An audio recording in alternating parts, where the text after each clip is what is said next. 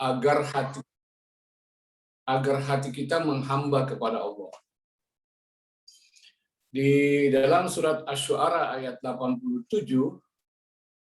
dan 88, 89 itu Allah Subhanahu wa taala menggambarkan bahwa Ibrahim alaihissalam berdoa dengan doa yang sangat indah, yaitu doa agar diberikan hati yang bersih, yang suci bersih. Doanya bunyinya seperti ini, A'udzubillahi minasyaitonirrajim, wala tuhzini yauma yub'atsun yauma la yanfa'u malun wala banun illa man atallaha biqalbin salim. Dan janganlah engkau hinakan aku pada hari mereka dibangkitkan, yaitu di hari harta dan anak laki-laki tidak berguna, kecuali orang-orang yang menghadap kepada Allah dengan hati yang bersih, dengan qalbun salim. Nah, seorang nabi dan rasul seperti Ibrahim alaihissalam berdoa kepada Allah, dan doanya diabadikan oleh Allah Subhanahu wa taala menjadi pelajaran bagi kita. Ya. Tentu doa seorang nabi dan rasul memiliki kekuatan yang luar biasa karena doa ini diucapkan jauh sebelum Nabi Muhammad SAW diutus. Artinya doa ini sudah digunakan rasul-rasul sebelum Nabi Muhammad SAW. Karena Ibrahim adalah ayah dari para nabi, ya, disebut dengan Abul Anbiya, maka tentunya anak-anak beliau, cucu beliau, cicit beliau, sampai Nabi Muhammad SAW itu pun juga berdoa dengan doa yang sama, ya. Wala tuhzini yauma yub'atsun. Dan janganlah engkau hinakan aku pada hari mereka dibangkitkan. Ya. Jadi ini menggambarkan keimanan dari seorang Ibrahim alaihissalam kepada hari akhirat. Ya. Keimanan seorang Ibrahim kepada hari akhirat. Hari di mana ya pada saat itu manusia itu hanya ada dua kemungkinan, akan menjadi hina atau menjadi mulia. Dan kebanyakan manusia di muka bumi yang pernah hidup di alam semesta itu, di muka bumi itu, banyakkan menjadi hina di hadapan Allah Subhanahu wa taala, di hadapan Tuhannya yang Maha Mulia. Makanya Nabi Ibrahim memohon dihindarkan oleh Allah ya dari kehinaan itu. Janganlah engkau hinakan aku, wala tuhzini. Ya. Bisa disebut menghinakan atau bisa juga sedih, khazan. Karena khazan itu bisa berarti juga sedih. Merasa terhina, sedih karena merasa terhina begitu. Huzni. Ada kegembiraan dan ada kesedihan.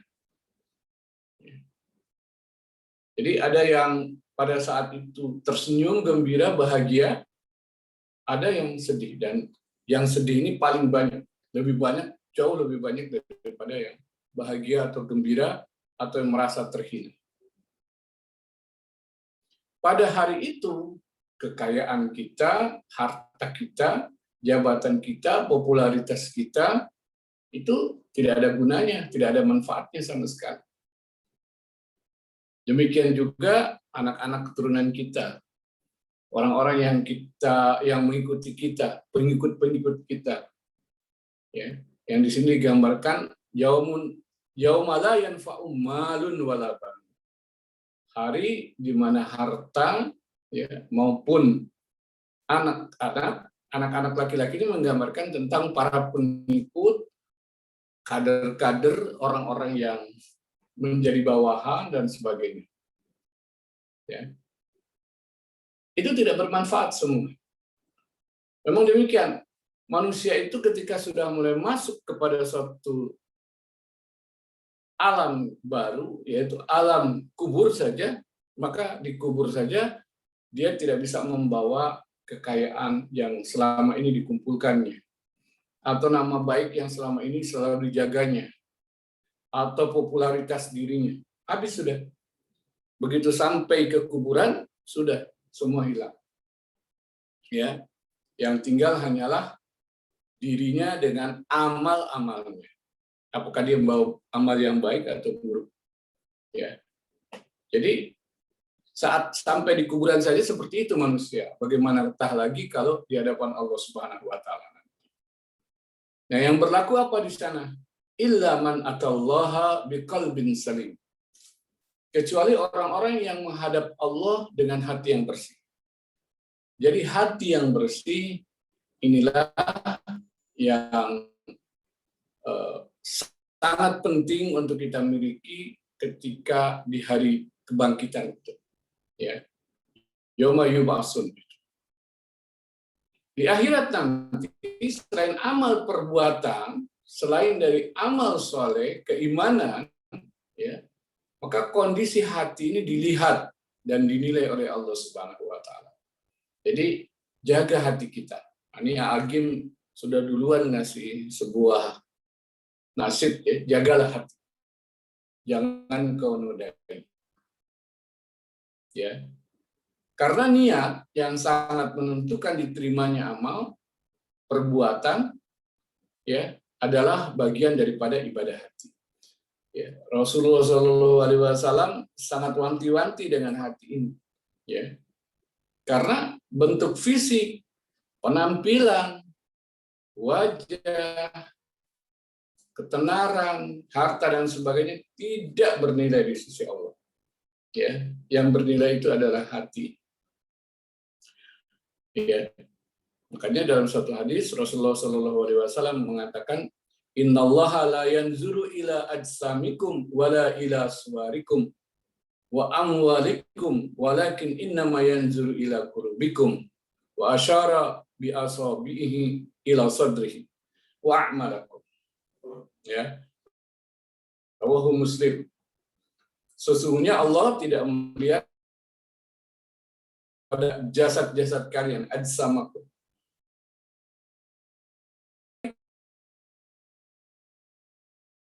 Kalian. Wa amwalikum, juga kepada harta kalian. Jadi nggak perlu dibanggakan tubuh yang bagus, ya, yang six pack atau yang badannya kekar dan lain sebagainya. Ya, Allah tidak lihat itu, karena semua orang mengalami pernah bayi, anak kecil, remaja, dewasa dan seterusnya. Akhirnya tubuhnya melemah lagi. Wajah seseorang mungkin, ya, dia merasa dirinya cantik, ganteng gitu. Ternyata akhirnya keriput juga. Rambutnya yang dulu hitam, ya, kini menjadi putih seperti perak. Giginya yang dulu bagus rapi jadi kompong. Ya. Tubuhnya, kulitnya yang dulu kencang jadi kendur. Begitulah manusia. Ya. Penampilannya, suaranya itu memiliki keterbatasan. Demikianlah harta mereka. Ini tidak bermanfaat di sisi Allah. Mau kekayaannya seperti apapun, ya. Tetapi yang dilihat oleh Allah, walakin innama yanzuru ila qulubikum. Allah melihat kepada hati-hati kalian. Ya, wa asyara bi asabihi ila sadrihi. Jadi Rasulullah itu memberikan isyarat ke dadanya, karena hati itu terletak di dada. Wa a'malikum, dan juga, ya, kata Rasulullah, Allah melihat kepada amal-amal kalian. Nah, di dalam agama kita, ya, dalam agama kita ada ibadah yang disebut dengan ibadah hati. Makanya di sini saya memberi judul agar hati kita menghamba kepada Allah, agar hati kita tidak berontak kepada Allah, agar berdaulat Allah di dalam hati dan jiwa kita. Ini sangat penting, jamaah sekalian, ya. Karena ibadah itu ada ibadah fisik, jasa, ada ibadah hati, dan ada ibadah amwal, harta. Ya. Jadi seseorang itu beribadah yang paling utama adalah hatinya. Ya. Amal perbuatan sekalipun banyak tidak punya nilai sisi ibadah jika tidak dilandasi dengan hati yang bersih atau hati yang ikhlas. Yang tadi disebutkan qalbun salim tadi. Jadi hati yang bersih atau niat yang ikhlas itu menjadi dasar dari diterimanya amal. Ya. Niat ikhlas membuat amal perbuatan yang sedikit punya nilai besar di sisi Allah. Karena itu pahala niat lebih besar dari pahala amal perbuatan itu sendiri. Karena niat inilah yang menggerakkan semua amal perbuatan. Ya. Tentang keutamaan qalbun salim atau hati yang selalu ikhlas menghamba kepada Allah ini, Allah berfirman dalam ayat lain. Ya.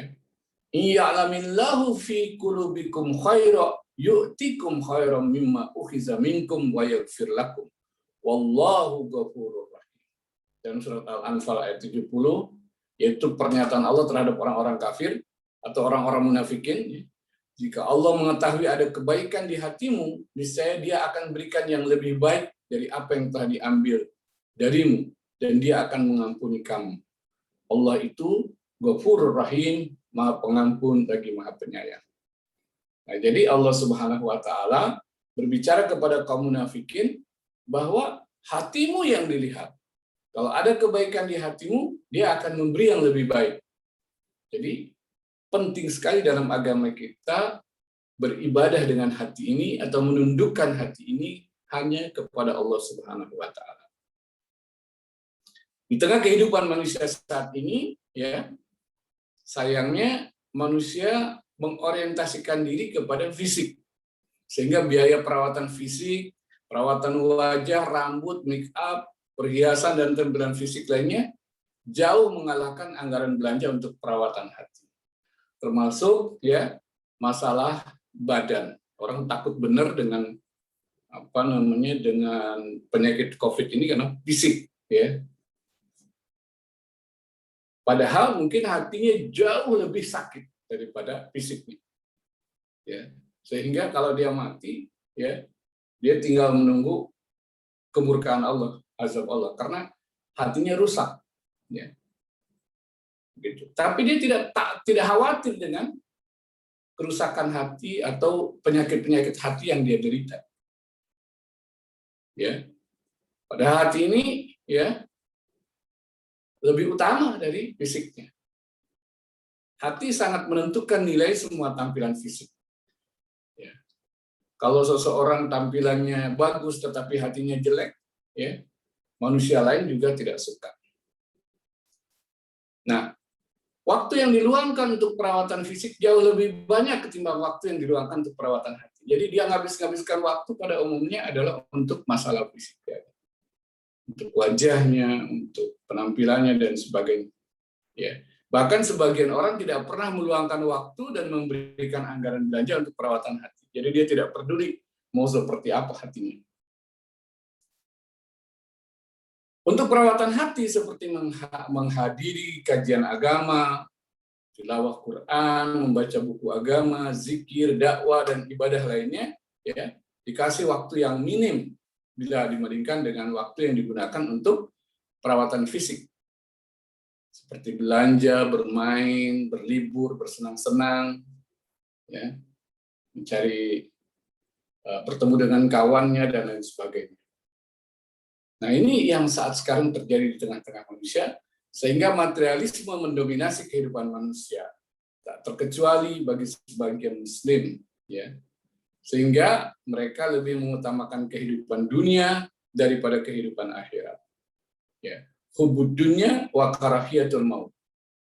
Ya, mereka mudah menukar hidayah dan idealisme dengan kesesatan dan rupiah, kesesatan dan dolar dengan uang, mudah silau dan terkecoh oleh tampilan duniawi, dan mudah membatalkan janji setianya kepada Allah Subhanahu wa taala. Ini disebabkan karena hati yang buta, sakit, keras, atau mati. Ya. Inilah orang-orang yang hatinya kotor, berpenyakit, bahkan sampai kepada buta. Inilah yang dicela oleh Allah Subhanahu wa taala di dalam Al-Qur'an, surat Al-Hajj ayat 46. A'udzubillahi minasyaitonirrajim. Afalam yasiru fil ard fatakunu lahum qulubun yaqiluna biha aw azanun yasma'una biha fa innaha la ta'mal absar walakin ta'mal qulubul lati fis sudur. Maka apakah mereka tidak berjalan di muka bumi, lalu mereka mempunyai hati yang dengan hati itu mereka dapat memahami, atau mempunyai telinga yang dengan itu mereka dapat mendengar. Karena sesungguhnya bukanlah mata itu yang buta, kata Allah, tapi yang buta adalah hati yang ada di dalam dada. Ya, ayat 46 dari surat Al-Hajj. Jadi Allah menyuruh kita berjalanlah coba di muka bumi. Pergunakan hati untuk mempelajari tentang manusia-manusia di sekitarmu. Ya, manusia di masa lalu yang kamu ketahui melalui sejarah kehidupannya, melalui kisah-kisahnya, ya, atau manusia yang ada di sekitarmu pada saat sekarang. Ya. Coba kamu lihat mereka. Kamu dengarkan dengan telinga kamu. Gunakan hati kamu dan pahamilah. Ya, atau gunakan telinga kamu untuk mendengar apa yang mereka katakan atau apa yang mereka ceritakan.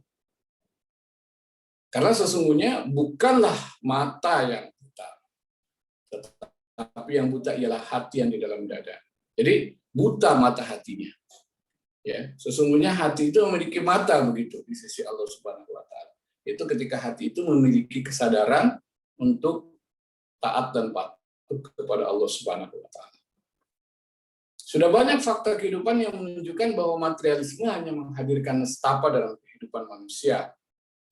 Sehingga sudah tiba waktunya untuk membuat titik balik kehidupan dengan kembali memperhatikan hati dan menundukkannya kepada ajaran-ajaran Al-Qur'an Karim. Pada titik inilah Al-Qur'an mengetuk hati kita agar segera menyadari kesalahan prinsip hidup materialisme yang menyingkirkan peran hati di dalam kehidupan. Ya, demikian. Jadi hati kita ini seharusnya berada dalam sebuah posisi menghamba kepada Allah Subhanahu wa taala, ya, dan tunduk hati kita kepada Allah Subhanahu wa taala. Ya. Di sini ada satu ayat Quran, coba bisa nanti dibantu sama Dr. Basuki ya. Surat Al-Hadid ke-57 ayat 16. Ya. A'udzubillahi minasyaitonirrajim. Alam ya'ni lil ladzina amanu an tahsha'a qulubuhum li dzikrillah. Wa ma nazzala minal haqq wa la yakunu kal ladzina utul kitaba min qabl fatala alaihimul amad faqasat qulubuhum wa katsirum minhum fasiqun. Ya. Belum tibakah waktunya bagi orang-orang yang beriman, hamba-hamba Allah yang beriman, untuk segera khusyuk, tunduk, ya, mengingat Allah dan mematuhi kebenaran yang telah diwahyukan kepada mereka. Dan janganlah mereka berlaku seperti orang-orang yang telah menerima kitab sebelum itu. Kemudian mereka melalui masa yang panjang sehingga hati mereka menjadi keras. Ya. Faqasat qulubuhum wa katsirum minhum fasiqun. Dan kebanyakan di antara mereka adalah orang-orang yang fasik. Surat Al-Hadid ayat 16. Nah, dalam ayat ini Allah Subhanahu wa taala menghimbau, merayu, ya, mengingatkan agar orang-orang mukmin selalu khusyuk, ya, hatinya. Khusyuk itu artinya tunduk hati. Jadi hatinya itu tidak menentang, tidak melawan, ya, pasrah, berserah diri kepada Allah. Ya, tunduk hati mereka di zikrillah, dalam mengingat Allah. Zikrullah yang dilakukan oleh hati itu, ya, maksudnya adalah lunak di saat mengingat Allah dan mendengar nasihat yang mendekatkan dirinya kepada Allah, dan terutama sekali ketika membaca dan mendengar bacaan Al-Quran. Ya, sehingga baca Quran itu bukan hanya sekedar di lisan sampai di tenggorokan saja, ya, tapi dia berusaha untuk memahaminya, tunduk kepada Al-Quran itu dan berusaha untuk mematuhinya. Nah, sebab kebanyakan manusia itu lidahnya berzikir tetapi hatinya lalai. lidahnya saja mengucapkan subhanallah, ya, tetapi dia nggak paham apa arti subhanallah itu dalam kehidupan sehari-hari. Mengucapkan alhamdulillah, tapi dia tidak menyanjung Allah dengan penyanjungan yang sebenarnya. Ya, tidak menempatkan Allah di posisi yang tinggi sebagai kecintaan. Ya. Atau dia membaca Quran tetapi enggan mengamalkan. Atau mendengarkan ayat Al-Quran dibacakan namun mereka tidak mengacuhkan. Dia cuek saja dengan Al-Quran tersebut. Ya. Jadi seperti itulah keadaan hati manusia pada umumnya ketika berinteraksi dengan zikrullah, mengingat Allah atau Al-Quran. Bagaimana akan mendapatkan hati yang tunduk kepada Allah? Ya. Nah, sebetulnya hal ini juga sudah disyaratkan oleh Allah di dalam Al-Quran tentang keadaan manusia di akhir zaman. Ya. Di mana Allah Subhanahu wa taala menggambarkan Rasul itu kelak akan mengeluh. Ya. Ada keluhan Rasul yang disitir oleh Al-Quran di dalam surat Al-Furqan ayat 30. A'udzubillahi minasyaitonirrajim. Wa qala ar-rasulu ya rabbi inna qaumi ittakhazu hadzal qur'ana mahjura. Berkata Rasul, ya Tuhanku, sesungguhnya kaumku menjadikan Al-Quran itu sesuatu yang tidak diacuhkan. Ya. Yang paling berat ada Al-Quran itu tidak dibaca. Ya. Kemudian ada yang membacanya tetapi tidak dipahami isi kandungannya, tidak dipelajari kandungannya. Ya. Ada juga orang yang sudah mempelajari tetapi tidak mengamalkannya gitu. Ya. Nah, ini ayat ini menjadi sindiran dan teguran keras, ya, bagi ahli zikir dan pembaca Quran. Ya. Agar benar-benar menundukkan hati dan mengamalkan, bukan sekedar baca Quran. Bukan sekedar bacaan di bibir dan di belakang. Ya. Nah, seorang hamba Allah yang disebut ibadur rahman itu disebutkan dalam Quran, walladzina idza dzukiru bi ayati rabbihim lam yakhirru 'alaiha summa wa umyana. Dan orang-orang yang apabila diberi peringatan dengan ayat-ayat Quran, ayat-ayat Tuhan mereka tidak menghadapinya sebagai orang-orang yang tuli dan buta. Di dalam ayat-ayat sajadah bisa kita pelajari ya, bahwa Quran itu mendidik kita melalui ayat sajadah bahwa orang yang beriman itu ketika dibacakan ayat Quran ya digambarkan yakhiruna alaiha, tunduk ya terhadapnya, sujada bahkan sampai sujud ya, dan kemudian mengakui kesalahan-kesalahan. Jadi demikianlah. Nah, hati kita seharusnya selalu berhubungan dengan Allah ya, dengan kitabullah. Makanya coba kita renungkan sudah berapa lama kita kenal Quran. Mungkin kita berulang kali membacanya, sering mendengar bacaannya dari para qari, namun ya berapa banyak coba yang sudah kita amalkan dalam hidup sehari-hari. Ya.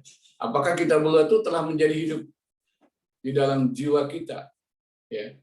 Yang mengikuti peraturannya Allah Subhanahu wa taala, menjauhi larangan Allah Subhanahu wa taala. Ya, apakah Quran itu sudah menjadi pedoman hidup kita berkeluarga, di mana kita sebagai kepala rumah tangga misalnya, atau kita sebagai istri dari seorang suami menjadi asisten rumah tangga di dalam keluarganya. Apalagi kalau kita berbicara tentang bermasyarakat. Apakah Quran sudah menjadi panduan bermasyarakat ketika kita menjadi pemimpin di lingkungan kerja kita, ya, atau di organisasi kita, di kantor kita, di tempat kita berbisnis dan lain sebagainya. Ya.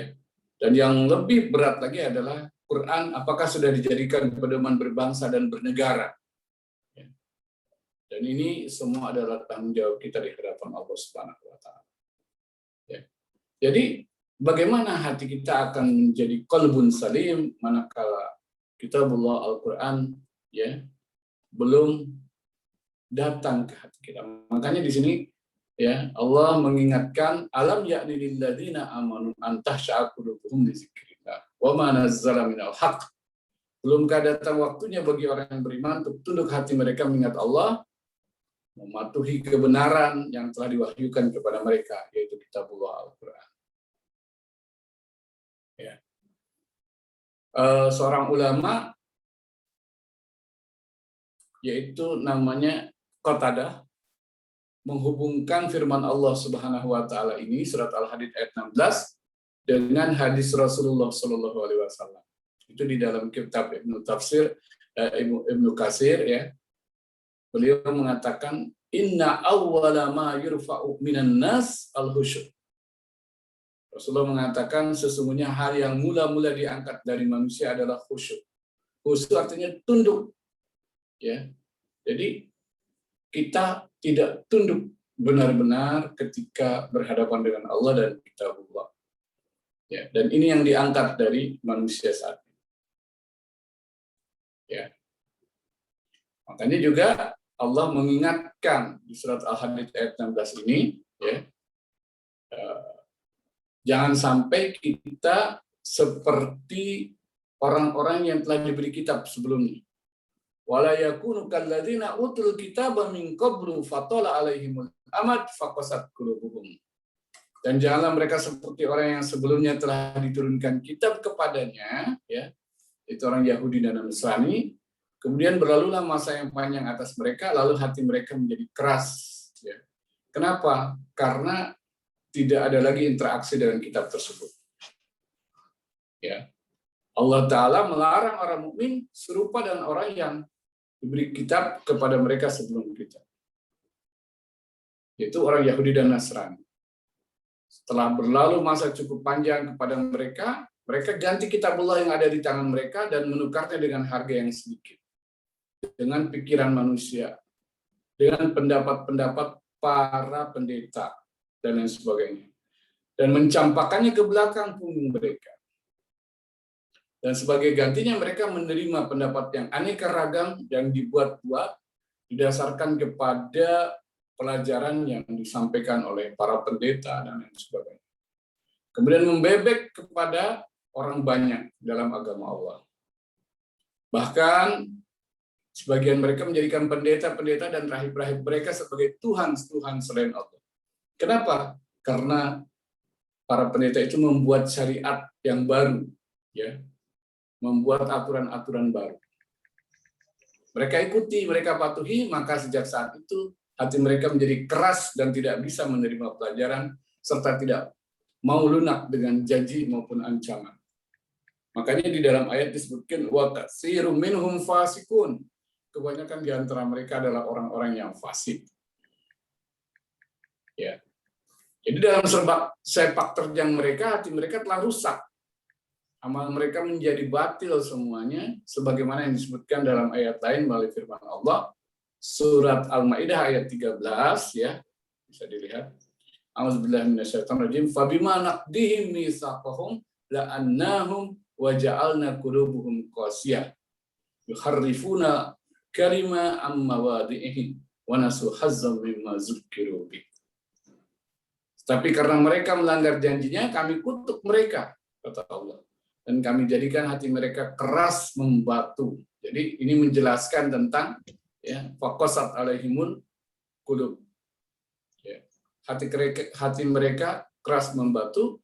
Mereka suka mengubah perkataan dari tempat-tempatnya, mengubah ayat-ayat Allah dari tempatnya, dan mereka sengaja melupakan sebagian dari apa yang mereka telah diperingatkan dengannya. Ya,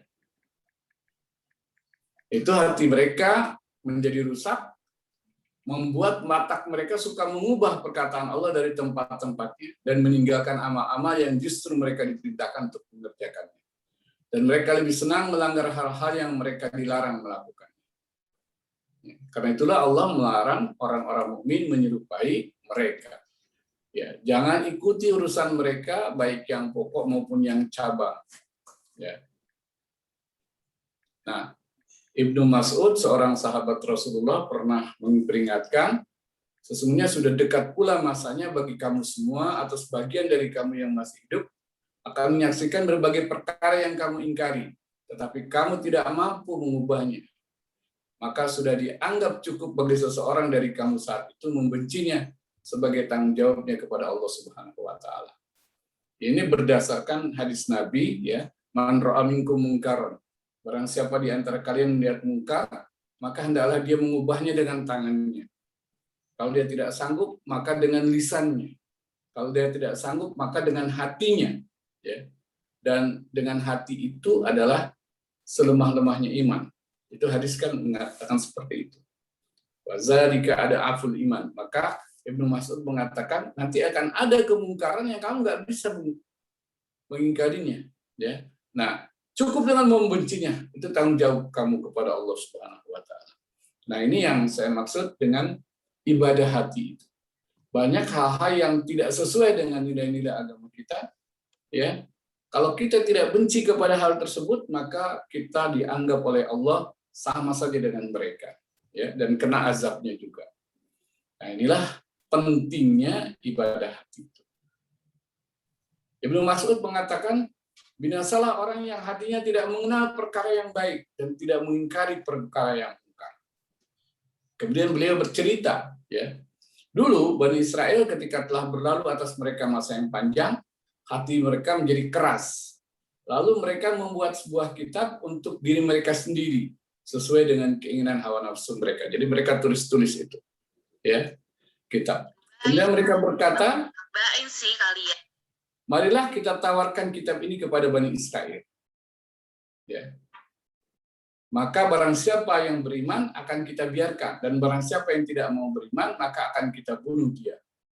Ya, artinya yang kitab yang palsu itulah yang digunakan Bani Israel, sedangkan kitab yang asli mereka campakkan. Dikisahkan bahwa dulu mereka membuat lembaran-lembaran terus dimasukkan ke dalam tanduk kambing atau tanduk sapi gitu. Terus mereka gantung di leher. Kalau orang bertanya, apakah kamu beriman kepada kitab? Aku beriman dengan ini, katanya gitu. Karena di situ kitab mereka dimasukkan ke dalam tanduk tersebut. Adapun kehidupan mereka, ya, mereka mengikuti apa yang disampaikan oleh para pendeta mereka. Begitulah, mereka telah mengganti kitab Allah dengan pikiran-pikiran mereka sendiri atau pikiran orang-orang yang dianggap sebagai pemimpin mereka. Nah, para hadirin sekalian, kembali kepada doa Ibrahim alaihissalam tadi, ya. Marilah kita memiliki hati yang ikhlas, yang selalu tunduk kepada Allah, ya, yang selalu tunduk kepada kitabullah Al-Qur'anul Karim. Caranya bagaimana? Ya, yang paling utama adalah dengan memperbanyak zikrullah, ya, mengingat Allah Subhanahu wa taala. Salah satu di antaranya adalah dengan memperbanyak sholat, ya, dengan sholat 5 waktu secara benar. Ya. Nanti kajian kita berikutnya adalah tentang zikir, ya, yang terkait dengan bagaimana kita menundukkan hati kita kepada Allah sehingga hati kita itu menjadi pemandu kita di dalam kehidupan kita sehari-hari. Sehingga seluruh amal kita akan menjadi ibadah kepada Allah Subhanahu wa taala karena hatinya suci dan bersih, ya. Hatinya dapat berhadapan dengan Allah dalam keadaan qalbun salim, ya. Begitulah yang bisa kita sampaikan sebagai kelanjutan dari doa Ibrahim alaihissalam dalam surat Asy-Syu'ara ayat 83 sampai ayat 88 tadi, ya. 88 ya. Ya, sampai 89. Demikian, mudah-mudahan bermanfaat. Wabillahi taufiq wal hidayah. Assalamualaikum warahmatullahi wabarakatuh. Waalaikumsalam warahmatullahi wabarakatuh. Jazakumullah khairan katsiran pada Ustaz kita Ustaz Aus Hidayat Nur. Alhamdulillah, intinya agar kita menjaga hati, memelihara hati, terutama dalam situasi yang disruptif, ya, yang penuh dengan gejolak dan pancaroba. Oke, masih ada waktu, mungkin kalau Bapak Ibu ada yang mau ditanyakan, karena masih pukul 9. Mungkin sekitar 5 menit kita bisa berdiskusi. Persilakan. Silakan.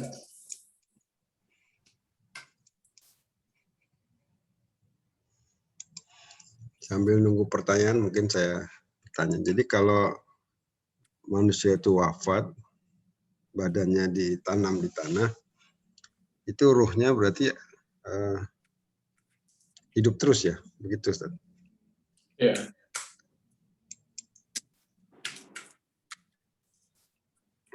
Ya. Jadi kalau pertanyaan seperti itu ya, jawabannya memang Allah Subhanahu wa taala yatawaffal anfus hina mautiha wallati lam tamut fi manamiha. Jadi jiwa manusia itu ya ketika tidur dipegang oleh Allah Subhanahu wa taala, ya, dihentikan aktivitasnya ketika dia tidur, ya, dan kemudian dikembalikan oleh Allah Subhanahu wa taala ketika dia bangun dan terus-menerus dipegang oleh Allah ketika dia meninggal. Ya. Nah, ruh ini merasakan apa yang disebut sebagai pendahuluan di dalam siksaan kubur.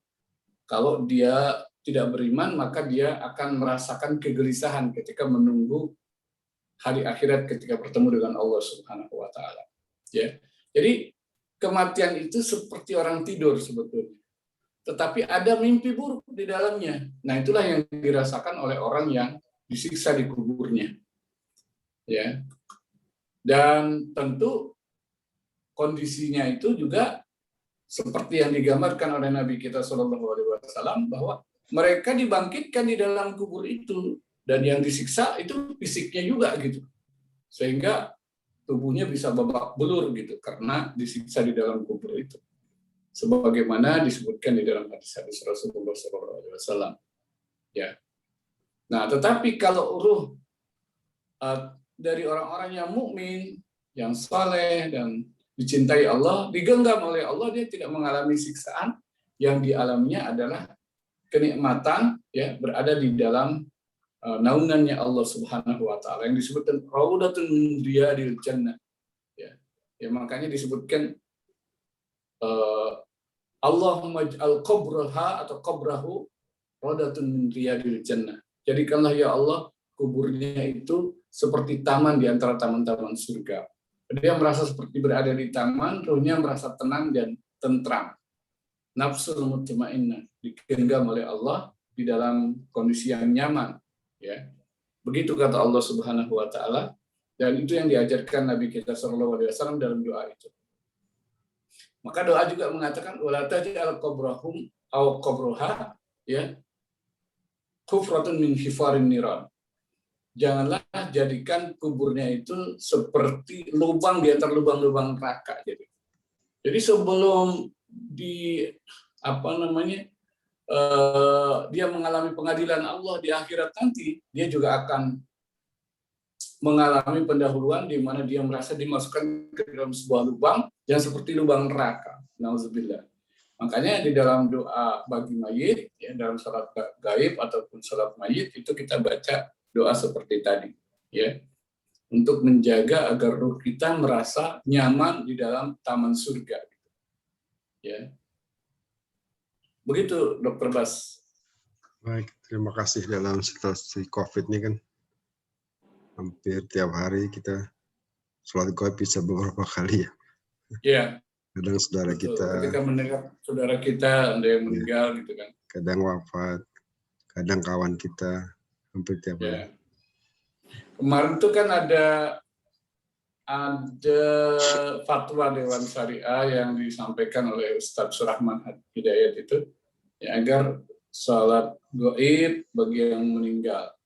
Ya, akhirnya biasanya kita sholat itu hanya ketika teman-teman kita ada yang meninggal. Akhirnya sekarang kita sholatnya setiap hari. Mungkin pada waktu sholat Isya gitu, atau kemudian berdoa kepada Allah bagi yang sakit pada saat sholat subuh kita baca qunut, ya, agar kita dihindarkan oleh Allah Subhanahu Wa Taala dari penyakit, begitu. Jadi berdoa bagi yang sakit dan membacakan doa mayit bagi yang sudah wafat, ya. Begitu Dokter Bas. Baik, Ibu-ibu, Bapak-bapak, apakah ada yang mau diklarifikasi? Atau kami tunggu. Ini mungkin memang sekarang tekanannya sangat luar biasa di tenaga kesehatan dalam kondisi pandemi, merawat yang sakit, sementara resikonya juga tinggi. Juga ada beberapa staf kita yang dirawat di rumah sakit, seperti Dr. Aronika dan keluarganya dirawat di rumah sakit. Kemudian Bu Linda bagian analis laboratorium, dan beberapa sakit isoman di rumahnya masing-masing. Semoga kita semua saling mendoakan, sehat walafiat, tetap menjaga fisik dan menjaga hati kita masing-masing. Demikian Ustadz, mungkin sudah larut. Kami persilakan Ustadz memimpin doa untuk menutup acara kita ini. Tafadhol Ustadz. Mari kita sama kembali membaca surat Al-Fatihah untuk mengawali doa. Al-Fatihah. A'udzubillahi minasyaitonirrajim. Bismillahirrahmanirrahim. Alhamdulillahirabbil alamin arrahmanir rahim maliki yaumiddin. Iyyaka na'budu wa iyyaka nasta'in. Ihdinas siratal mustaqim. Siratal ladzina an'amta 'alaihim ghairil maghdubi 'alaihim waladdallin. Rabbana taqabbal minna innaka antas samiul alim wa tub 'alaina innaka antat tawwabur rahim. Rabbana hab lana min azwajina wa dzurriyyatina qurrata a'yun waj'alna lil muttaqina imama. Rabbana ighfir lana wa li ikhwanina alladzina sabaquna bil iman wa la taj'al fi qulubina ghillan lil ladzina amanu rabbana innaka ra'ufur rahim. Allahumma dfa' 'anna al-bala' wal waba'. Allahumma inna na'udzubika minal baras wal junun wal juzzam wa sayyi'il asqam. Rabbana taqabbal minna innaka antas samiul alim wa tub 'alaina innaka antat tawwabur rahim. Rabbana la tuzigh qulubana ba'da idh hadaitana wa hab lana min ladunka rahmah innaka antal wahhab. Rabbana atina fid dunya hasanah wa fil akhirati hasanah wa qina adzabannar. Wa adkhilnal jannata ma'al abrar ya aziz ya ghaffar ya rabbal alamin. Subhana rabbika rabbil izzati amma yasifun wa salamun alal mursalin walhamdulillahi rabbil alamin. Assalamualaikum warahmatullahi wabarakatuh. Waalaikumsalam. Terima kasih Ustaz Aus. Demikian Bapak Ibu sekalian, semoga menunjuk hati kita dalam suasana yang bertekanan. Dan kita akhiri sekarang kita cukup istirahat. Insya Allah kita kembali lagi pada Rabu yang akan datang. Terima kasih. Alhamdulillahirabbil alamin.